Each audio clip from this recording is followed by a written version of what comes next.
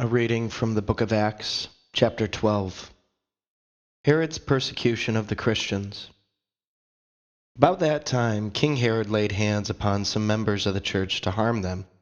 He had James, the brother of John, killed by the sword, and when he saw that this was pleasing to the Jews, he proceeded to arrest Peter also. It was the feast of unleavened bread. He had him taken into custody and put in prison under the guard of 4 squads of 4 soldiers each. He intended to bring him before the people after Passover. Peter thus was being kept in prison, but prayer by the church was fervently being made to God on his behalf.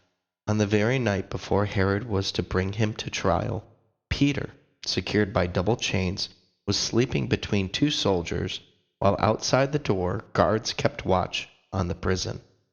Suddenly the angel of the Lord stood by him, and a light shone in the cell. He tapped Peter on the side and awakened him, saying, "Get up quickly." The chains fell from his wrists. The angel said to him, "Put on your belt and your sandals." He did so. Then he said to him, "Put on your cloak and follow me." So he followed him out, not realizing that what was happening through the angel was real. He had thought he was seeing a vision. They passed the first guard, then the second, and came to the iron gate leading out to the city, which opened for them by itself.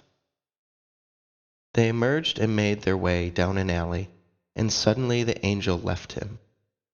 Then Peter recovered his senses and said, "Now I know for certain that the Lord sent his angel and rescued me from the hand of Herod and from all that the Jewish people had been expecting."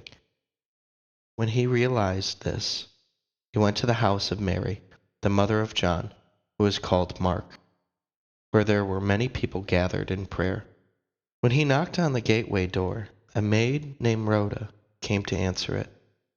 She was so overjoyed when she recognized Peter's voice that instead of opening the gate, she ran in and announced that Peter was standing at the gate. They told her, "You are out of your mind," but she insisted that it was so. But they kept saying, "It is his angel."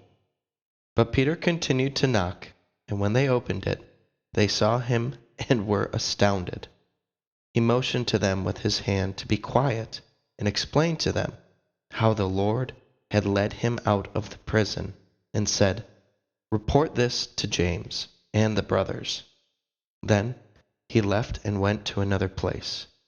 At daybreak, there was no small commotion among the soldiers over what had become of Peter.